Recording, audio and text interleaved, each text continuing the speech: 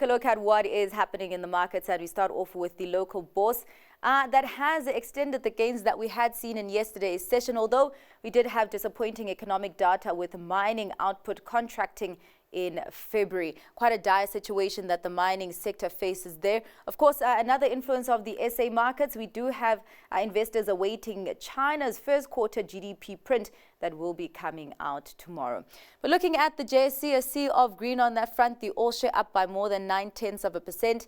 That gain largely being carried by the Resources 10 complex that has actually turned around from red to green territory today, surging almost 2.5%. Financial 15 eking out gains of almost 0.5%, and the Industrial 25 popping by 0.52%. Let's take a look at what is happening with the U.S. markets. And of course, after the rally that we had seen from the tech tariff exemptions in the U.S., now we are seeing the Trump administration saying that they will be investigating the impact of imports of pharmaceutical products and tech products. But we do have the U.S. earnings season spreading cheer there, where we have had today investors combing through the results coming out of Bank of America and Citigroup that surprised to the upside. So a nice picture that we are seeing there. S&P 500 with a gain of 0.25%, a tech-heavy NASDAQ up by almost 0.33%, and the Dow climbing by more than 0.1%.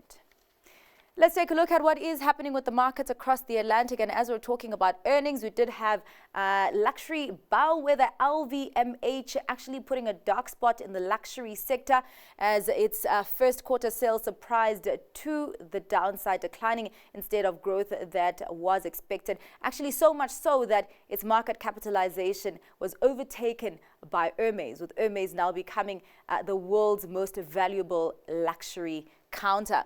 But still, those markets quite upbeat. The FTSE 100 up by 1.5%, the CAC 40 with a gain just shy of 0.9%, and the DAX climbing by almost 1.5%.